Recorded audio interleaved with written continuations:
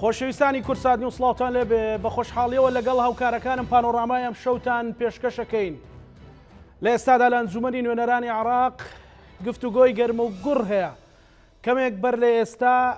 یاسای کۆنی دادگای باڵای فیدرالی هەموار کرایەوە و تێپەڕێنرا بە زۆرینەی دەنگ. چاوەڕوان دەکرا کە هێز و لایەنە سیاسەکان یاخود کوت لە کوردستانیەکان کۆدەنگ بن، بەڵام جیاوازی ڕەئی کەوتە نێوان هێز و لایەنە سیاسەکان بە تایبەتیش پارتی دموکراتی کوردستان کە شەوی ڕابردوو لە کۆبوونەوەیەکدا ڕێککەوت بوون کە هاوپەیمانی هیوا و یەکێتی نیشتیمانی کوردستان و پارتی دموکراتی کوردستان یەکدەنگ و کۆدەنگ بن لەسەر تێپەڕاندنی یاسای محکەمەی فیدرالی، بەڵام نەگەیشتنە نەتیجە و ئێوارەی ئەمڕۆ بەیاننامەیەک لەلایەن فراکسیۆنی پارتیەوە فراکسیۆنی یەکێتی نیشتیمانی کوردستانی نیگەران کرد و هاوپەیمانی هیواش لە نێوان هەردووچیاندا دەنگی بە یاسا نوێەکە نەدا و سبەی کاتژمێر یەک دیاری کرا بۆ ئەوەی لەسەر بودجەش دەنگ بدرێت. لە ئێستادا ململانەی گەرم و گوڕی قانونی لە ناو ئەنجومەنی نوێنەرانی عێراقیەوە تا ئەم ساتانەش کۆبوونەوەی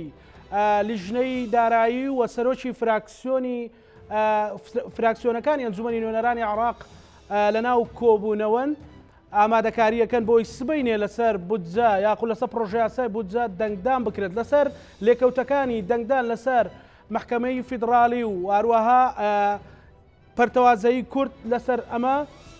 ئەم شەو پانۆراماوە هەم لەسەر دو ئامادەکاریەکان لەسەر پرۆژە یاسای بودجە ئەم شەو پانۆراما گفتوگۆکات سەرەتا لەگەڵ بەڕێز مەریوان نادر ئەندامی فراکسیۆنی یەکێتی لە ئەنجومەنی نوێنەرانی عێراق گفتوگۆ ئەکەین و کەمێک بەر لە ئێستاش پەیوەندیم کرد بە بەڕێز دکتۆر موسەنا ئامین کە یەکێکی ترە لە میوانەکانمان هەرچەندە لە کۆبوونەوەی، بەڵام دواوی کەمێشتر کۆبوونەوەکە کۆتایی پێدە لە بەشی دووەمی بەرنامەکە لەگەڵمان بەشدارە بێ. مانەوێ هەردوو ڕائە جیاوازەکە وەربگرینەوە. بڕیار بوو پەرلەمانتارێکی پارتی دموکراتی کوردستانیش لەگەڵمان بەشدار بێت، بەڵام تا لە دو ساتەکان پەشیمان بووە. کاک مەریوان سڵاو لێبێ. ئەبێ پانۆرامای دانیشتنەکەی ئەمڕۆ و لە شەوی ڕابردووکەوە ڕێککەوتن فراکسیۆنە کوردەکان کە بە یەکدەنگ بڕۆن بەرەو دەنگدان لەسەر یاسای محکەمەی فیدرالی، بەڵام پەرتەوازەی کەوتە نێوانتان بۆ. بەڵێ ئەم کاتی ئێوە باش کاک زانا و ئەم کاتی بینەرانی خۆشەویست باش، زۆر سپاس. طبعا خۆتان نەزانن قانونی محکەمەی ئیتیحادی لە ساڵی 2005ەوە کێشە و خلافی لەسەر و قانونە کۆن بووە. ئێستا محکەمەی ئیتیحادی نسابی نییە بۆ بڕیاردان لەو مەسائلانەی کە پرسی بە پەیوەندی بە محکەمەی ئیتیحادیەوە هەیە پێویست بۆ ئەو قانونە دابڕێژێت لەبەرەوەی کە یەکێ لە سوڵتە ئەساسیەکانی دەوڵات کە بریتیە لە دەسەڵاتی دادوەری پەکی کەوتبوو بە تایبەتی بۆ ئەو پرسانەی کە ڕەهەندێکی با بڵێن ئیتیحادیان هەیە. بەڵام ئێستا خۆتان نەزانن عێراق لە بەردەمی گۆڕانکاری گەورەیە بڕیار لە هەڵبژاردننی پێشوەختە درراوە. ئەو هەڵبژاردنە پێویستی بەوەیە قانونی محکەمەی ئیتیحادی هەبێت، چونکە ئەگەر بێت و محکەمەی ئیتیحادی نیسابی تەواو نەبێ ئەوە ناتوانرێ مسادقە لە سەرنجامی هەڵبژاردنەکان بکرێ. عێراقیەکان پێداگیری لەسەر بەڕێوەچوونی هەڵبژاردننی پێشوەختەکەن وێ بەشێک لە ئەطرافە شیعەکان بە تایبەتی پێداگیریان لەسەر تێپەڕاندنی قانونی محکەمەی ئیتیحادیە کرد. دوو دەق لەبەردەستا بوو بۆ ئەوەی کە دەنگی لەسەر بدرێ. دەقێکیان مەشروعی قانونی تازەی محکەمەی ئیتیحادی بوو و دەقەکەی تریان بریتی بوو لە هەمواری یاساکە. ئێمە وەکو کورد ئەم پرسەمان بە هەند وەرگرت بوو لەبەرەوەی کە پەیوەندی بە ئەو مەسائلانەوە هەیە کە بەریەکەوتنیان هەیە لەگەڵ مافە دەستوریەکانی کووردا بە تایبەتی لە ناوچە کێشە لەسەرەکان. بۆیە ماوەی هەفتەیەکە بە بەردەوامی ئێمە لەگەڵ فراکسیۆنە کوردستانەکان لەلایەن لە نێوان خۆمانەوە شەنوکەوی ئەم دەقانە ئەکەین کە لە بەردەسایە هەمومان جیاوازی بۆ چوونمان هەبوو، جیاوازی تێگەیشتنمان هەبوو و جیاوازی ڕابۆچوونمان هەبوو.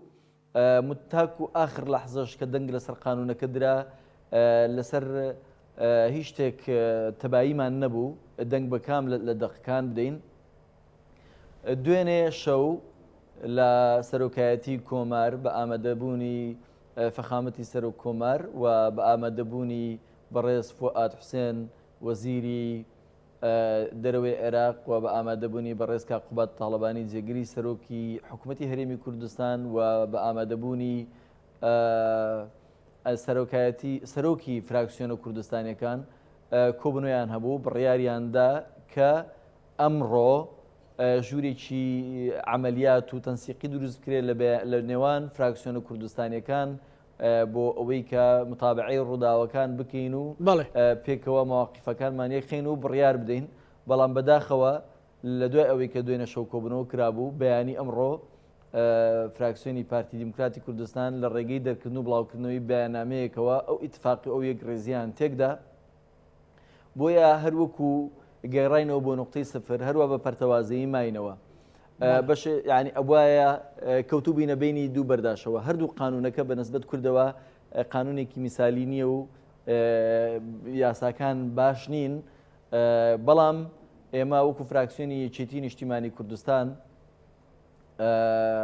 سەرەتا بۆ خۆمان ڕەمان وا بوو لە دژی قانونی تعدیلەکە بین لەگەڵ لەگەڵ دقی پرۆژە یاساکەیە بین برادرانی تر لەگەڵ ئەم دقەیە بوون کە ئەمڕۆ تێپەڕیوە بەڵام ئێمە تێگەیشتین فراکسیۆنەکانی تر بە تایبەتی پارتی دیموکراتی کوردستان ناتوانێت بڕیار بدا.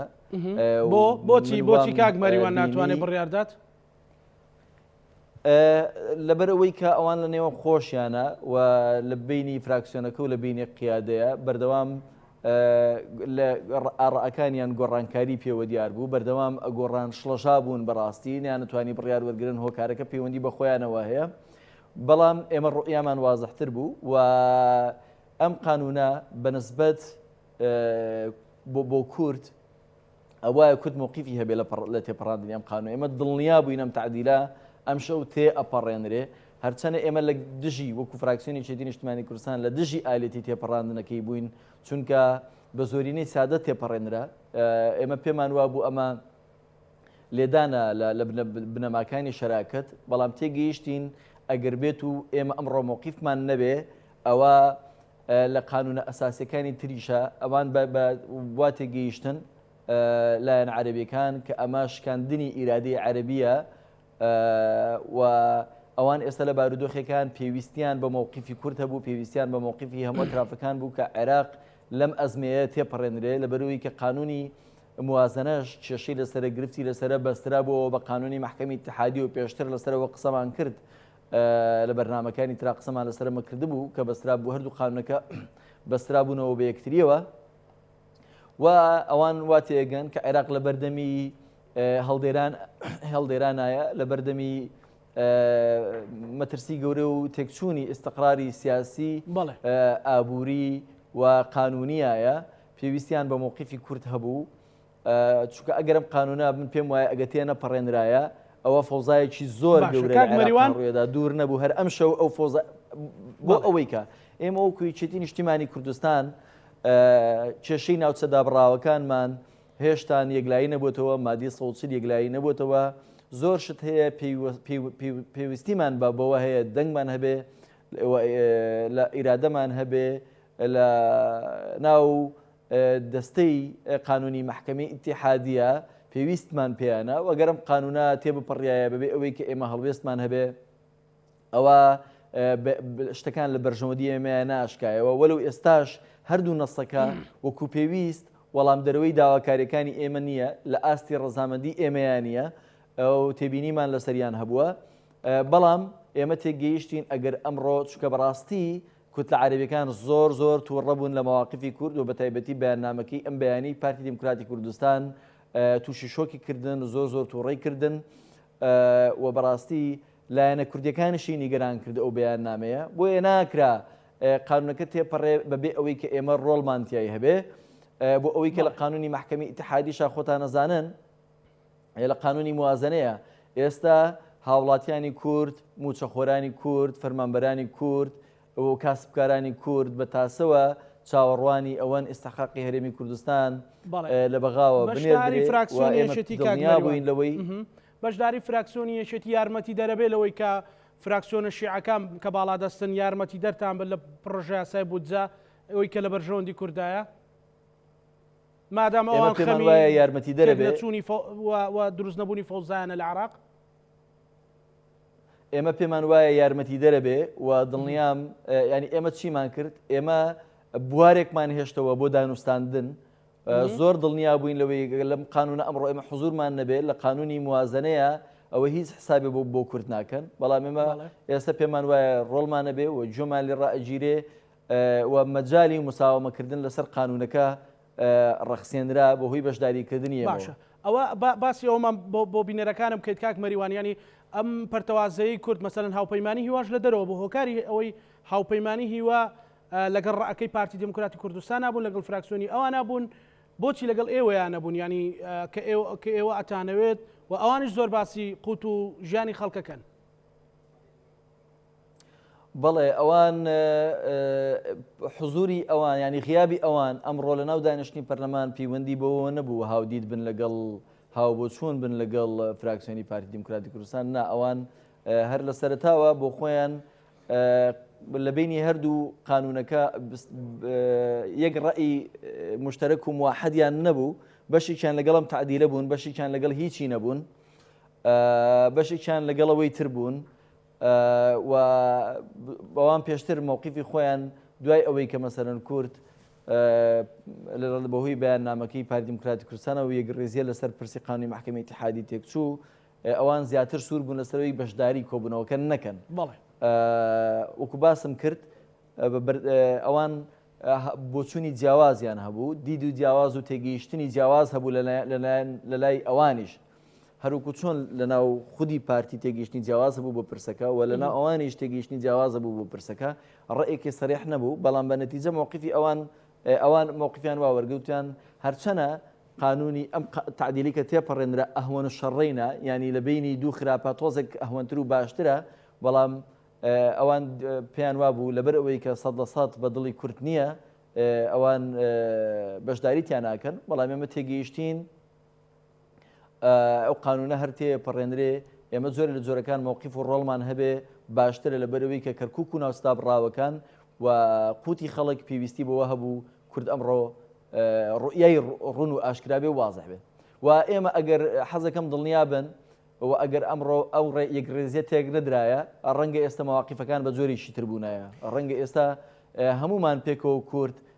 یەک خطابێکی دیاریکراومان هەبووە بە جۆر لە جۆرەکان بە جۆرێکی جیاوازتر لە ئێستا قسەمان کردایە من دڵنیام ئەم شەو هەر هەمومان بە نەمەتێکی جیاواز قساکەین ئەندامانی فراکسیۆنی نیشتیمانی کوردستان بە جۆرێک تحلیلی ئەم بەچی ئێوە ئاسوودەن ئێوە کە لە ژوورەوە بوون و دەنگتان بە تعدیلی یاسا کۆنەکەدا وەکو یەکێتی بەچی ئاسوودەن ینی لەو یاسایە مەسەلەن لەو تعدیلە بەچی ئاسوودەن کە بۆ هەرێمی کوردستان بۆ خەڵکی عراق بەگشتی سوود بەخش بێت بەڵێ قانونەکە فقەهای دینیان ئەهێنا طبعا یەکێ لە تێبینیەکانی برادرانی تریشمان هەم برادرانی پارتی و هەم ئێمە و هەم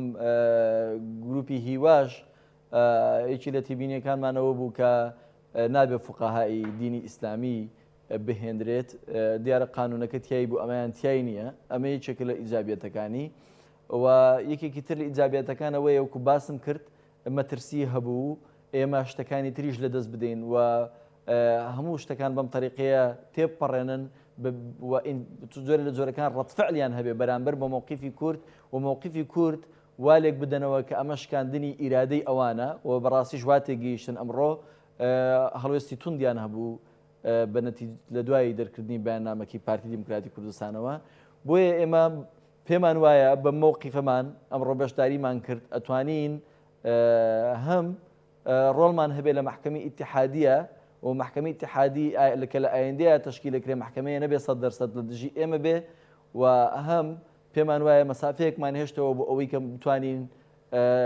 مفاوەزات بکەین لەسەر پرسە گرنگەکانی تر کە علاقی بە مەسیری ناوستا بڕاوەکانەوە هەیە و علاقی بە قوتی خەڵکەوە هەیە ئێمە پێمان وایە توانیمانە زۆر لە جۆرەکان ئەم بەشداری ئێمە لە بەرژەوەندی خەڵکی کوردستان بووە کاک مەریوان ئەو پەرتەوازەیەت زیانێکی لێدان پەرتەوازەیەکە چ زیانێکی لێدان پەرتەوازەیەکە زیانی ئەوەت لێ ئەدا ئێمە لە مەواقیفەکانی تریشە وەکو باسم کرد ینی ئێستا ئێمە حزورمان هەبووە نەبووایە ئیرادە هەبوو ئەمە تێپەڕێنرا ئەمە تێپەڕێنرا ئیتر نەتیجەکەی ئیجابی بێ یا سلبی بێ زەربەمان بەربکەوێ یا بەرمان نەکەوێ ئێمە یەک مووقیف بووینایە یا پەرتەوازە بووینایە ئەمە هەر تێپەڕی بەڵام یەکڕێزی کورد هەمیشە وەکاتۆ بەرامبەرەکەت ناچارەکە بە ڕقمێکی گەورەتر تەماشات بکات و حسابت بۆ بکە و لەو قانونانەی کە گرنگن بەنسبەت ئێمەوە بە چارەنووسی ئێمەوە بە داهاتی ئێمەوە ڕەنگە پێکەوە بتوانین مەترسیەکان کەمتر بکەینەوە. بەڵێ کاک مەریوان لەسەر مەسەلەی پرۆژە یاسای بودجا لە خەتە گشتیەکانی پرۆژە یاسا کە سبەی سەعات 1 دەنجی لەسرە درێ ئەگەر هیچ گۆڕانکاریەک ڕوونەدات ینی ئێوە ئامادەکاریەکانتان ئەم شەو هەوڵ نادەن ینی ئەم پەرتەوازەیە ئەمڕۆ ڕوویدا لە دەنگتان لەسەر مەسەلەی یاسای محکەمەی فیدراڵی و هەمواری یاسای محکەمەی فیدراڵی دروستیکەنەوە یەک دەنجێک دروستکەن لەسەر پرۆژە یاسای بودجا؟ ئەمەی تێپەڕی ئێستا کۆبنەوە بەردەوامە سەرۆکایەتی پەرلەمان لەگەڵ لیژنەی دارایی و زائیدەن سەرۆکی فراکسیۆنەکانی ناو پەرلەمان بۆ ئەوەی کە مناقەشەیە لەسەر قانونەکە جارێ هیچ تازەگەریە با بڵێن گۆڕانکاریەک بە ئێمە نەگەیشتووە جارێکی هێوچی نییە، بەڵام ئێمە وەکو کورد بە نسبەت قانونی موازنەوە هەموو فراکسیۆنە کوردستانیەکان لێرە جارێکتر هەوڵی ئەوە ئەدەین یەک هەڵوێست و یەک ڕیز بین بە بەرامبەر بە قانونی موازنە شەرۆک و چۆن تاکو ئێستا یەک هەڵوێست و یەک ڕیز بووینە ئەو دقەی کە لە ناو قانونی موازنە عێلاقی بە پشکی هەرێمی کوردستانەوە هەیە بە ئیتیفاقی بینی حکوومەتی هەرێمی کوردستان و حکوومەتی فیدراڵی نێردراوە و داخلی ناو مسودەکە کراو نێردراوە بۆ پەرلەمان. ئێمە هەموو فراکسیۆنە کوردستانەکان بەرگری یەکەین لەو دقە و بەرگریشمان لێ کردووە بەبێ جیاوازی و تەمەناکەین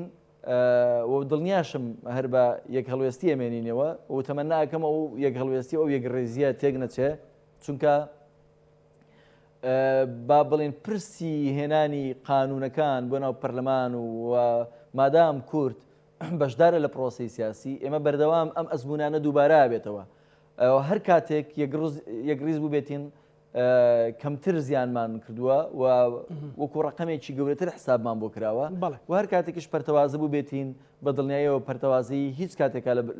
کاتێکا لە بەرژەوەندی گەلی کوردانیە. کاک مەریوان ئێوە لەناو خۆتان ئەو فراکسیۆنی یەکێتی دەنگۆیەکەیە کە هەندێک لە ئەندامەکانتان هاوبۆچوون نەبوون، ئێوە لەناو خۆتان تۆکمە بوون یان یەک دەنگ بوون؟ هیچ فراکسیۆنێک وەکو فراکسیۆنی یەکێتی نیشتیمانی کوردستان یەکگرتوو نییە لە ئێستاە وایەک هەڵوێست نییە و ئێمە سەرۆکی فراکسیۆنمان هەیە، سەرۆکی فراکسیۆن بڕیارەدا و ئێمە جێبەجێیەکەین لەبەرەوەی کە بەشێک لەم قانونانە کە قانونی گرنگن ئەوانەی کە تەماسیان هەیە لەگەڵ کووردا و لەگەڵ مافەکانی کووردا لەگەڵ هەرێمی کوردستانە ئەم قانونان ڕاهەندی سیاسیان هەیە، ئەوەی کە ڕاهەندی ئەو قانونێکە ڕاهەندی سیاسی هەبێ هیچ کاتێک ئەندامانی فراکسیۆنی یەکێتی نیشتیمانی کوردستان پەرتەوازە نەبووین و بڕیارەکانی سەرۆکی فراکسیۆن لە لای ئێمە لەو قانونانی کە ڕاهەندی سیاسیان هەیە جێبەجێ ئەکرێ و یەکڕێزین و لەم پرسەشە هەر یەکڕێز بووین. زۆر باشە کاک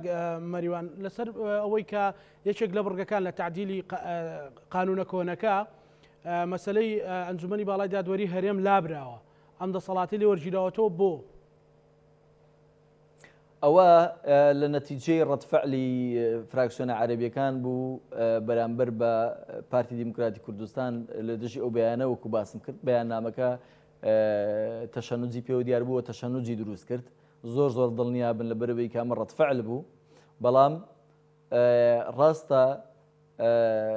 ئەنجومەنی باڵای دادوەری هەرێمی کوردستانیان دەرکردووە لەناو ئەو لیژنەیەی کە ئەندامەکانی محکەمەی ئیتیحادی هەڵ ئەبژێرن، بەڵام پشکی کورد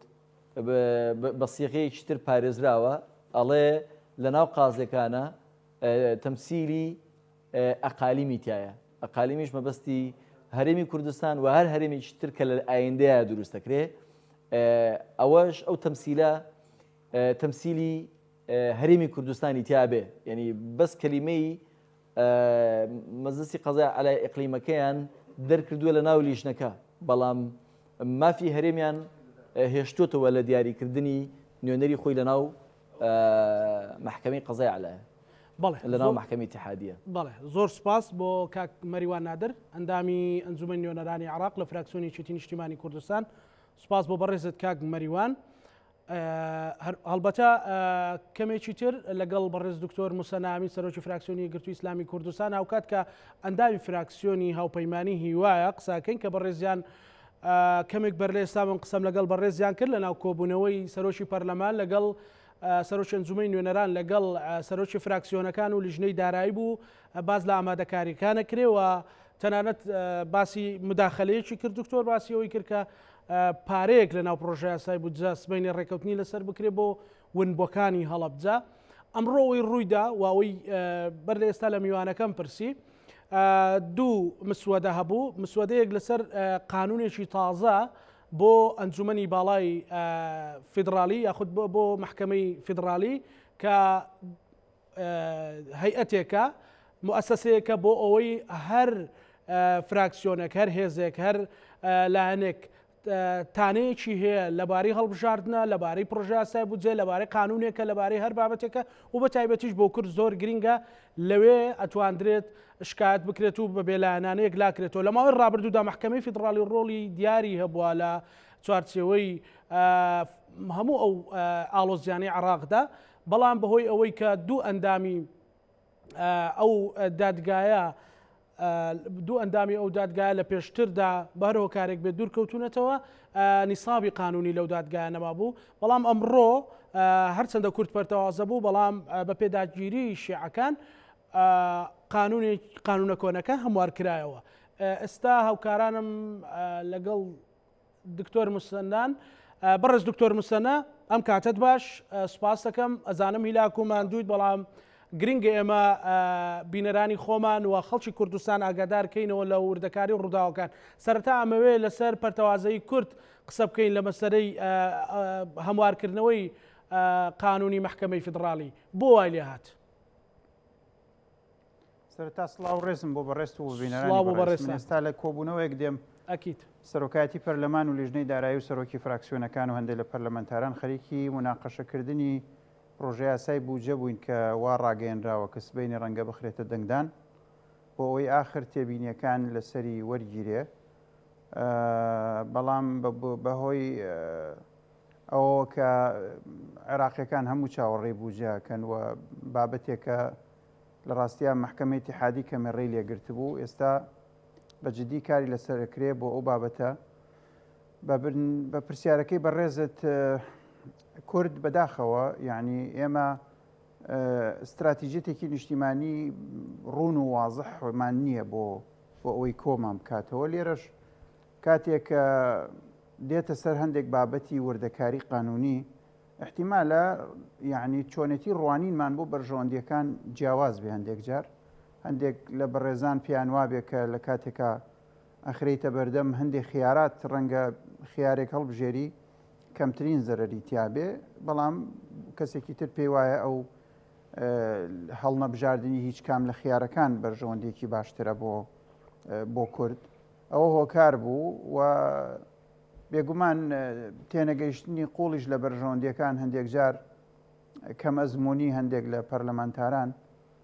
ئەو هۆکارانەش دروستەکە بەڵام ئەساسەکەی ئەگەڕێتەوە بۆ چۆنێتی ڕوانین بۆ بەرژەوەندی کورد لەم لەحزە تاریخیا کە تۆ خرێتە بەردەم هەندێک خیاراتەوە کە وەکو عەرە بەڵێن ئەحلاه و مامۆڕ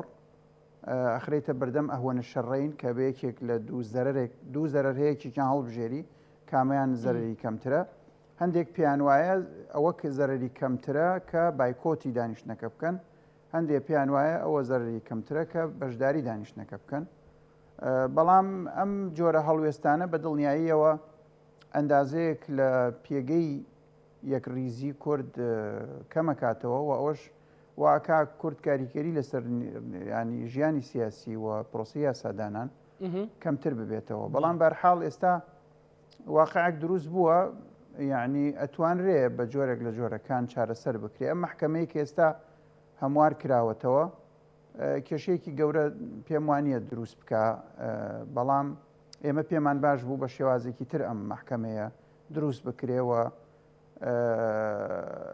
ئەو محکەمە بە شێوازی بێ کە بتوانێت زەمانەت بدا بە پێگاتەکانی عێراق ئێستا کە زەمانەتی نەداوە ئەکرێ بە قانونی بە نووسراو ئەکرێ بە واقعی ئەو زەمانەتانە بداوە قەنەعەتم وایە ئەو قازیانە گەر کەسی بەتوانا بن لە ڕووی قانونی و لە ڕووی سیاسی بەشی ئەوەندە وعی و عقل و حکمەتیان پێ ئەبێ کە بزانن لەو جۆرە کەیسانە کە پەیوەندی بە مافە دەستوریەکانی پێگاتەکانەوە هەیە چۆن ئەبێ بڕیار بدەن. ئەوەی کە زیاد کراوە و مەترسی ئەوە هەیە کە بە هەڵە بەکاربێنرێ قازی احتیاتەکانن و ئەوەشی کە ڕەتفعلێک بوو بەرامبەر بە ڕەفزکردنی فراکسیۆنە کوردستانیەکان بە زۆرینە لەگەڵ تێپەڕاندنی یاساکە جۆرە لە ڕەتفعلیان وەرگرت لەبەرەوەی لە ڕاستیا فراکسیۆنە کوردستانەکان نیان هێشت قانونە ئەسڵی دەستوریەکە تێپەڕێ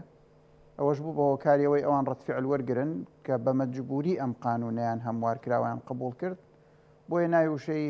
مەجلیسی قەزای هەرێمی کوردستانیان لابردووە کردوانە بە مەجلیسی قەزای هەرێمەکان کە ناڕاستەخۆرە و معنایە گەێنێ بەڵام پامێکی سیاسیشی تایە کە ئەگەر کورد نەتوانێ لەگەڵ ئەم وەزع سیاسیە بە تەندروست هەڵ بکە هەنگاو بە هەنگاو لەسەر خەت بێ ڕەنگە بەشێک لەو شەراکەتە سیاسی کە هەیەی لە بەغدا لە دەستی بدە. بەڵێ دکتۆر ئێوەکو هاوپەیمانی هیوا ڕاکەی پارتیتان پێ باش بوو کە دەچوونە ژوورەوە یاخود ڕێکی تایبەتی خۆتان هەبوو؟ نا ئێمە ڕێی خۆمان هەیە ئێمە ڕێی کەسمان پێ باش نییە ئێمە خۆمان عقلمان هەیە و خۆمان 15 پەرلەمانتارین لە هەرە کاراترین پەرلەمانتارەکانی ناو کوردستانیەکان بە شایەتی هەموو لایەک و ئێمە خۆمان پێمان وا بوو کە هەردوو قانونەکە خراپن و ئێمە بەشداری لە دەرکردنی قانونی خراپان ناکەین و ئەگەریش خەڵکانێک هەبن ئەو بەشداریە بکەن بە ئەوان تەحملی مەسئولیەتی تاریخی ئەوە بکەن ئێمە ڕۆژە لە ڕۆژان حجەیەکمان بمێنێ کە بڵێن ئێمە لەگەڵ ئەو قانونە نەبووین و دەنگمان پێ نەداوە بۆ ئەوەش سەرەتایە بێ بۆ داوای هەموارکردنەوەی بۆ تانە لێدانی بۆ تەوزیحات دوایی بۆ قازیەکان کە ئێمە بۆچی دەنگمان بەو قانونە نەداوە یاخود حتا لە بەردەم نەفسی مەحکەمەشە تاعنی هەندێک لە مادەکانی ئەو قانونی ئەو مەحکەمەیە بکرێتەوە بۆ ئەوەی درێ خۆشکەریت هەبێ بۆ هەموو ئەم شتانە ئێمە پێمان باش بوو کە لەگەڵ ئەو قانونە نەبین و پێمان وا بوو لەگەڵ ڕێزمان بۆ هەر بۆچوونێکی تر ئەو بۆچوونەی تر هەڵەیەکە بەشداری دانیشتنەکەکە بەڵام بێگومان ڕێزمان بۆی هەیە و ئازادە ینی خۆی وا ئەو فراکسیۆنەی کە وای بینیوە ئەو بەشداریە شتێکی باشە. بەڵێ دکتۆر ئەگەر شەوی ڕابردوو بڕیار بوو کورد هەموو یەک ریز بێ سێ فراکسیۆنەکە یەک ریز بن و کۆدەنجیەکە بێ ئەگەر چوونە ژوورەوە ببێکەوە بێ گەر چوونە دەرەوە ببێکەوە بێ بۆچی ئەمە جێبەجێ نەبوو؟ وڵی جا ئەوە لە فراکسیۆنی یەکێتی نیشتیمانی بپرسە من ناتوانم لە جیاتی ئەوان جواب بدەمەوە بەس بەڕاستی ئەبوایە وا بواە ینی ئەبوایە ئەسڵەن بڕیار بوو غورفەیەکی عملیات دروست کرێ بەیەکەوە فراکسیۆنەکان کۆبوونەوە بکەن بەیەکەوە بڕیار بدەن و ئەوەی کە جیا بوویەوە لەم هەڵوێستە فراکسیۆنی یەکێتی بوو ئەبێ خۆیان جواب بدەنەوە بۆچی چیان بە مەسلحەت زانیوە من لەو دەستەواژانەی کە بەکارم هێنا بە ئینسافەوە بۆ ئەوەی کە غەدر لە کەس نەکەم هەرەتوانم ئەوە نە بە بەڕێزت بڵێم هەندێک کەس پیانوا بوو مەسلحەت لەوایە کە بەشداری بکەن بۆ چوونەکان لەسەر چ بنەمایە کە چی خەلفیەتێکی هەیە بۆچی بڕیارەکەی کە لە ماڵی سەر و کۆمار کە ئەو ژێکێتیە دراوە بۆچی شکێنرا ئەویان ئەبێ لەو بەڕێزانە بپرسی وەڵامت بدەنەوە بەڵام من پێم وایە بەشداریکردن لەو دانیشتنە هەڵە بوو و بەشداری نەکردن و یەک ڕیزیەکە هێزێکی باشتر بوو بۆ کورد و ئەو کوتم سەرەتایەکی دروستە کرد کە لە ئێستاوە قانونی مەحکەمەکە لە ژێر پرسیارا بێ و بۆ ئەوی قازیەکانیش لە داهاتوە کە دێن ئەمە لە سەرنج وەرگرن کە ئەم مەحکەمەیە بەو قانونە کە بە غڵبەی بەسیتە تێپەڕێنراوە و بالمناسبە ئەمە پێچەوانەی بڕیارێکی پێشتری مەحکەمەی اتحادی خۆیەتی ئەو مەحکەمەی اتحادی کە ئێستا تەجمید بووە بەهۆی ئەوەی کە قازیەک مردووەوەی کێ تەقاعود بووە ئەو مەحکەمە خۆی بڕیاری داوە کە قانونی ئەم مەحکەمەی ئێستاش کە ئەمڕۆ هەموار کرا بە ئەغلبی بەسیتە ئەبێ بە ئەغلبی دوو لەسەر سێ بکرێ ینی بەڵام ئایا مەحکەمەی اتحادی کە دوایەوەی بەم قانونە دروستە بێ و ئەم قانونەش بەغەڵەت تێپەڕیوە ئایا تەعنی ئەم قانونە ئەکا هەمووی کە خۆی پێ دروست بووە یعنی ئەساسی قانونی دروستبوونی خۆی هەڵەوەشێنێتەوە یا هەندێک لە مادەکانی ڕەنگە هەڵوەشێنێتەوە بینێرێتەوە بۆ پەرلەمان کە ئەویان زیاتر چاوەڕوانەکە. بەڕێز دکتۆر موسەنا ینی قانونەکە ئەوەی ئێستا ئەمڕۆ دەنجی لەسەر دراوە و هەموار کراوەتەوە چی بۆ کورد خراپە؟ چی بۆ کورد خراپە ئەوەی کە وتم دوو بابەت گرنگە بابەتێکیان پێکهاتنی مەحکەمەکە لە کێ پێک دێ کێ دەبێ دەنگ بدا یا ڕازی بێ بە دانانی قازیەکان پێشتر بە سەراحەت باسی مەجلیسی قەزای هەرێمی تیا بوو ئێستا ئەوە لابراوە کراوە بە مەجلیسی قەزای هەرێمەکانی ئای نەوعێک لە لێڵی و نەوعێک لە نکولی تایە خاڵێکی تر قازی احتیاط دانراوە ئەم قازی احتیاطانە ئەڵێ کە قازی ئەسلیەکان یاخۆ ئەندامانی ئەسلی مەحکەمەکە لەبەر هەر هۆکارێ بەبێ دیاریکردن نەهاتن بۆ بەشداری ئەکرێ ئەم قازی احتیاطانە بخرێنە شوێنیان بەبێ ئەوەی کە میکانیزمێک ڕوون کاتەوە کە ئەو قازیانە لە چی پێگاتەیەکن و بۆچی نەهاتوون و بۆچی ئەمان ناخرێنە شوێنیان و ئەوەی ئەخرێتە شوێنیان لە هەمان نەتەوە پێگاتەیە یا لە نەتەوە پێگاتەیەکی ترە ئەمە دەواازەیەگە کاتەوە بۆ ئەوەی مەحکەمەکە بە جۆرێک لە جۆرەکان لە هەندێ قۆناغی مەترسیدار و هەستیارە یعنی ئیسیغلال بکرێ ئەوە خاڵێکە خاڵێکی تریش مەسلەی نیسابی بڕیارەکانی مەحکەمەیە کە لەو پێشنیارەی هەبوو بۆ تێپەڕاندنی قانون ئەسڵیەکە تا حەوت لە نۆش ئەمان ڕازی بووبوون بەڵام ئێستا تەنها دوو لەسەر سێیان داناوە بۆ ئەو قەزیانەی کە پەیوەندی هەیە بە هەرێمی کوردستانەوە ئەوەش شتێکی خراپ نییە ئەگەر ئەم مەحکەمەیەش وەکو مەحکەمەکەی پێشوو بێ تا حدێکی زۆر مراعاتی ئەو مەسائلانە بکە بەڵام ئەگەر مراعاتی نەکا و قازی احتیاطەکان بەکاربێنێ بە شێوازێکی ناتەندروست و ئەوانە و لە پێگاتەکەش یا زۆر ڕەچاوی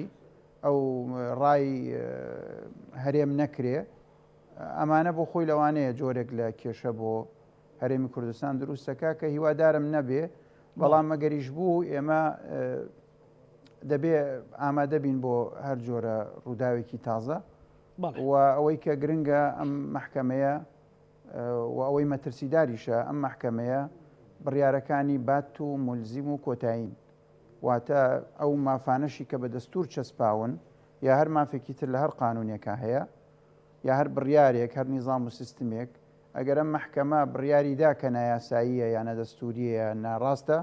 ئەوەی تر لەوە دوا هیچ دەسڵاتێکی تر لە عێراقا ناتوانێت ئەو دەسڵاتە هەڵوەشێنێتەوە زۆرش بۆ خۆی مەسلەیەکە یعنی مەترسیداری ئەم مەحکەمەیە پیشانەدا زۆر باشە دکتۆر ئەوەی کە زۆر دەمێکە هاوڵاتیان و موچەخۆرانی هەرێمی کوردستان چاوەڕوانی پرۆژیاسای بودجەیە سبەینێ وەکەوەی کە باسەکرێت کاژمێریەکی دوانی و ڕوو بخرێتە دەنگدانەوە دوا زانیاری لەسەر پرۆژە لە پشتی کورد چییە ینی هەر ئەو 250,000 بەرمیلێکە هەردوو حکوومەت لەسەری ڕێکەوتونیان پێشنیازی بەدیل هەیە ئەنی بۆچوونەکان چین لەسەر پشتی هەرێم لە پرۆژیاسای بودجە بە ڕێکەوتنی سۆمۆ لەگەڵ سامانە سروشتیەکانی هەرێم دوای لێدەرکردنی کولفەی یا تێچوونی بەرهەمهێنانی نەوت و گواستنەوەی و بەکارهێنانی ناوخۆ کە بە ناڕاستە و خۆ ئەبێتەوە بەو 250,000 بەرمیلەی کە جەنابەت ئاماژەت پێت کرد بەڵام ئەم ئەڵێ هەموو ئەو نەوتەی کە لە هەرێم بەرهەم ئەهێنرێ تەسلیم بکرێ بە سۆمۆ دوای لێدەرکردنی ئەو بڕانەی کە باسمان کرد لە مقابلی ئەوەش طبعاً خاڵێکی دووەمیشی تایە کە نیوەی داهاتی خاڵە سنووریەکانیش بدرێ بە حکوومەتی ئیتیحادی لە مقابلی ئەمەوە حکوومەتی ئیتیحادی ئیلتیزام بکە بەو پشکەی کە دیاریە کرێل بۆ هەرێمی کوردستان کە بریتێ لە 12.67 بودجەی گشتی عێراق ئەمە ئەو دەقەیە کە ئەیانەوێ بیخەنە دەنگدانەوە دەقێکی تا حدێک معقولە و تۆزێک ناڕوونیشی تایە هێڵراوەتەوە بۆ ئەوەی کە مرونەتی بینی هەردوو حکوومەت بتوانێت چارەسەری هەندێک تەفاسیل بکە ئەگەر هێزە سیاسی شیعەکان بەم دەقە ڕازی بن ڕەنگە ئەوەی کە من سەرنجێدەم ڕەنگە دەقێکی معقول بێ بۆ ئەوەی کە چێ زیاتر لە پشتی ئەو دەقەیەوە بەڕێز دکتۆر ینی چێ لە ناو شیعەکان لە پشتی ئەو دەقەیەوەیە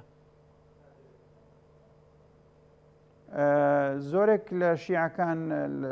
ینی تا ئێستا تەئیدی ئەم دەقاکەن هەرچەنە دڵنیانیم لەوەی کە کێیە و چۆن و چەندێکیان بتەحدید بەڵام معارەزەیەکی بێگومان بۆ دروست دەبێ بەڵام معارەزەکە چۆنە مەترسی ئەم دەقە لە ڕوویەکی ترۆ با من ئیجابیەکەی موت یاخۆت بڵێن معقولیەکەی موت بەڵام مەترسی ئەم دەقە کە هەمیشە ئێمە لێ ترسین ئەوەیە حکوومەتی هەرێم و حکوومەتی بەغدا یعنی ئێستا حکوومەتی بەغدا بەمەرجی تەسلیمکردنی نەوت پارە ئەدا بە هەرێم و ئەگەر نەوت تەسلیم نەکرا هەرچەنەم دەقە ئاوە بە زەقی نەنووسراوە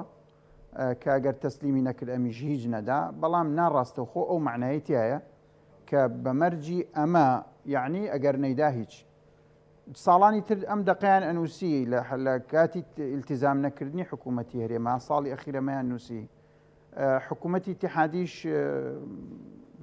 ئازاد بێ لەوەی کە ئیلتیزاماتی خۆی جێبەجێ نەکا و لەم مانگانەی ئەخیر هەمومان نەزانین بەو شێوەیە ڕۆیشت کە حکوومەتی اتحادی هیچی نەنار بۆ هەرێم لەم چەند مانگای ئەخیر بەڵام ئەمە ئەگەر ڕووبدا بەم شێوەیە من پێم وایە ئەمە خراپ و مەترسیدارە بۆ قوت و موشەی خەڵک چونکە ئێمە ئەگەر ئێستا حکوومەتی هەرێم دڵی بەوە خۆش بێ نەوت بەرزە گەر سبەینێ ئەم قمارەی بەم شێوەیە تێپەڕاند و نەوت شکایەوە جارێکی تر هەم دووبارە بگەڕێتەوە بۆ یعنی قەلە پاچەکردنی موچەی خەڵک و بەتاڵان بردننی و شاردنەوەی و ئیتیخاری و نازانم پاشەکەوتی و بە 4 و 5 موچە بەسەریەکەوە پاشەکەوت کرێ و ئەو کارەساتەی کە بەسەر ڕسق و ڕۆزی خەڵکایە ناویانە لە هەرێمی کوردستان ڕەنگە ئەوە بەداخەوە یعنی بەردەوام بێ بەڵام ئەگەر سعری نەوت لەلایەکەوە بە بەرزی بمێنێتەوە و لەلایەکی تریشەوە کێشەیەک بۆ ئەم ڕێکەوتنە دروست نەبێ لە پەرلەمان دواتریش لە تەنفیزی حکوومەت هەردوو حکوومەت ئەو کاتە بێگومان ساڵی ئەمساڵ لە ڕووی داراییەوە باشترە بێ لە ساڵی ڕابردوو. زۆر باشە چەند گرینگە بەڕێز دکتۆر ئەم شەو ئامادەکاریەک بکرێ بۆ ڕێکەوتنی یا کۆدەنجی هێزولایەنە کوردیەکانی ئەو سێ فراکسیۆنە بۆی لە پرۆژه یاسای بودجێ یەک دەنگ بن چکەمە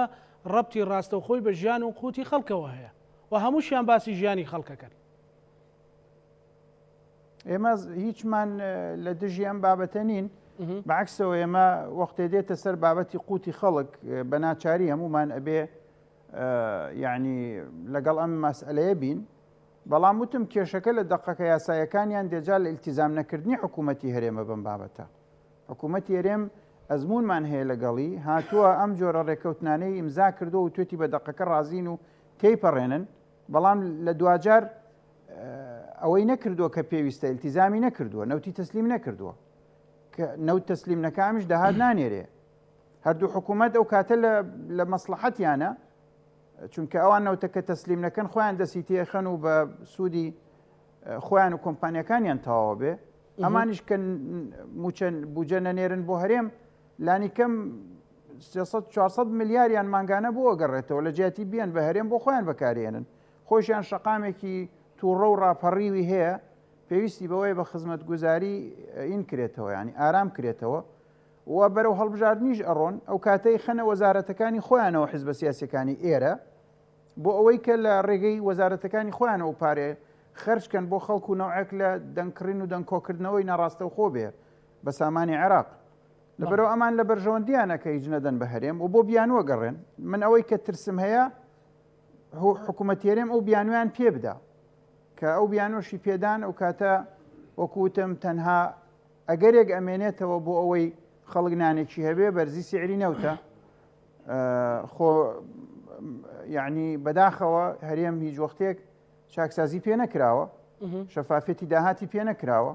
کۆتایی هێنانی بە تاڵانی و قاچاقچێتی سنوور و مەرزەکان پێ نەکراوە پشکی کۆمپانیەکانی خۆی هیچ وەختی ئامادە نییە کەمی کاتەوە بەڵام ئامادەی نانی خەڵک کەم کاتەوە کە ئەمە ناکا ئێمە مەترسیەکەمان ئەوەیە سعری نەوت بشکێ ئەمانیشە لەو بەزمە بەردەوام بن و خەڵکی ئەمە بخەنە بەردەم ئەمری واقع کە ئەمەیە یا هیچ یا ئەمەیە هیچ و قبوڵێک ئێرەوەی و قبولیش ناکەی هەر ئەوەیە ئەگەر حکوومەتی هەرێم ئامادە بێ نەوت تەسلیم کە بە هەر بڕێک کە لە قانونەکە بۆی دیارەکرێ ئەو کاتە زۆر لە مەسلحەتی هەرێمە چونکە بەشێکی باش هەرێم خۆی بۆی ئەمێنێتەوە و ئەوەشی کە وەریەگرێ لە عێراق زیاتر لەوەی کە خۆی ئەیفرۆشێ بە بێگومان. بەڵێ دکتۆر حکوومەتی هەرێم چەند جار شاندی ناردووە ئەم یەک دوو ڕۆژە شاندی باڵای حکوومەت یاریێمی کوردستان لە بەغدا بوو ئەمە نیەتی حکوومەت یارێم دەرناخە کە ئەم جارە جددیە و ئێوە ئیلتیزام کات بەداخەوە نەخێر لەبەرەوەی کە حکوومەتی هەرێم کە دێ بۆ ئێرە بڵێ بۆ ڕێککەوتن دێ لەسەر دەقێکی وا مرونەتی تیاوێ بۆ هەردوو تەرەفیان ئەوە مشکلەکەیە حکوومەتی هەرێم ئێستا ئیعلانیەکاڵ دەڵێن نەوت تەسلیم ئەەکەم بەس ئێمە دڵنیانین لەوەی کە بیکە ئەزمونمان هەیە بە ساڵانی پێشوو دەقی لەم شێوەیە تێپەڕێنراوە ئیلتیزامیان نەکردووە کەوان ئیلتیزام نەکەن ئەم جارەوەک ساڵانی تریژ نییە ئیلتیزامیشیان ناکرد بەڵام لێرەوە 300 و 400 ملیار ئەنێرا بۆ هەرێم بەڵام ئێستا کە مانگانە ئەمە نەچێ بۆ هەرێم هەرێمیش ئیلتیزام نەکا کێشەی گەورە دروستە بێ و لەوانەیە گەر سعری نەوت بشکێ قەیرانێکی دارایی خراپتر بۆ خۆرانی هەرێم بێتە پێشەوە بەڵێ بەدەر لە مەسەلەی ڕێکەوتنەکە بەم دڵە ڕاوچەیە هەیە بەڵێ ئێستا کە من پەیوەندی بەر لە بەرنامەکە پەیوەندیم لەگەڵ جەنابەت کرد بەڕێستا مداخەلەیەکتانە کرد لەگەڵ سەرۆکی ئەنجومەی نوێنەران داوای بڕەپارەیەکتانە کرد بەدەر لە ڕێکەوتنی هەرێم و بەغدا بۆ ئەوەی کە بۆ ونبەکانی هەڵەبجاوە بۆ خزمەتی هەڵەبجە بەکار بهێندرێت تێگەیشتنێک هەیە لەسەر ئەمەوە ئەتوانرێت کۆمەڵێکشتی لەم بابەتە بەدەر لە ڕێکەوتنی هەرێم و بەغدا لە ناو بودجیا جێ بکرێتەوە بەڵێ مافی زیندانە سیاسیەکانم باس کرد من بەڵێ زیندانە سیاسیەکانی هەڵەبجە و زیندانە سیاسیەکان بەعام و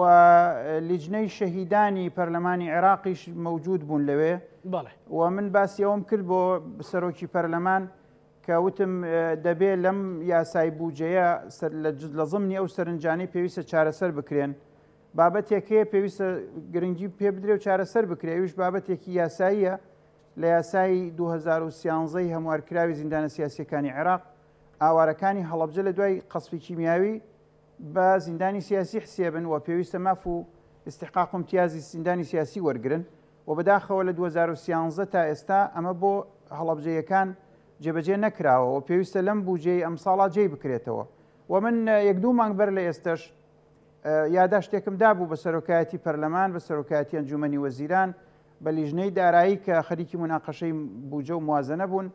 و بە لیژنەی شەهیدان و سەرۆکی زیندانە سیاسیەکانی عێراقیشم هێنا بۆ لێپێچینەوە و پرسیار لێکردن لە ناو پەرلەمان ماوەی زیاتر لە نیو سەعات بۆیە ئامادەکاریەکان گەیشتە ئەوەی کە ئەمڕۆ هەر لە یادیشم نەچێت دوو ڕۆژبەر لە ئێستا کە چاومان کەوت بە سەرۆکی وەزیرانی عێراق هەر ئەم بابەتەم لەگەڵی باس کرد بە تایبەتی و ئەویش هاوڕابوو ئەمڕۆ پەرلەمانتارەکانی هیچ کامیان احترازیان لەسەری نەبوو لیژنەی شەهیدان وتیان بڵێ کە سەرۆکی پەرلەمان لی پرسیین وتی ڕاتان چیە لەسەر ئەم پێشنیارەی دکتۆر موسەنا وتیان بڵێ ئێمە شەر هاوڕاین لەگەڵەوەی ئەوە مافێکی و ئیستحقاقێکی قانونیە و پێویستە جێی بکرێتەوە بۆیە پێم وابێ ئینشاءڵڵا بە جۆرێک لە جۆرەکان ئەم بابەتە خەریکە بەرەو چارەسەر ئەڕوا و من تاکیدم لەوەش کردەوە کە زیندانە سیاسیەکانی هەڵەبجە ئاوارەکان لە هیچ قانونێکی هەرێمیشە باز نەکراون تەنها لە قانونێکی ئیتیحادی کە قانونی زیندانە سیاسیەکانی عێراق باز کراون و ئەمە قەتعاً حەقێکی شەخسی ئەو زیندانە سیاسیانەیە لە ئەستۆی ئەو حکوومەتی کە وارسی ڕژێمی پێشووە کە بریتێ لە حکوومەتی عێراق لەبەرەوە ئەمڕۆ لە هەموو ڕۆژێک باشتر پەرلەمان بە سەرۆکایەتی و بە لیژنەی دارایی و لیژنەی شەهیدان و سەرۆکی فراکسیۆنەکان گوێگرتنیان زۆر باشتر بوو کە من ئەم بابەتم تەڕح کرد و پشتیوانیان نیشاندا هیوادارم لە دەقەکانی شاجێی بکرێتەوە و سەرۆک وەزیرانی شەر بەڵێنیدا کە یعنی ڕێنمایی پێویست بدا بە سەرۆکی زیندانە سیاسیەکانی عێراق بۆ ئەوەی کە ئەم بابەتە ئینشاءڵڵا بکەوێتە بواری جێبەجێکردنەوە. پرسیارێکم بۆ تۆ لەبارەی ئەوەی کە بەڕێستان زۆر بە دوواداچوونەکە لەسەر پارەی گەرمی جوتیاران کێشەیەک هەیە لە سنووری پارێزگای سلێمانی چەکی 15 و 16 جارێکتر عادە نەزەری پێکرێەوە چێتەوە بۆ بەغا هۆکاری ئەمە چیە لە دوهۆ گەڵێن دابش کراوە بەڵام لە سلێمانی دابش نەکراوە پارەکەی کە نێرا بوو بۆ سلێمانی بەڵێ هەڵەیەکی تێدا بوو ئاخرەکەی ئاخری چەکەکە ئەوەندە ملیار و ئەوەندە میلیۆن و 7,000 وشەی هەزارەکەی بیر چوو بۆ ئەو کەسەی چەکەکەی نووسی بوو کە چەکیش طبعاً نووسینەکە و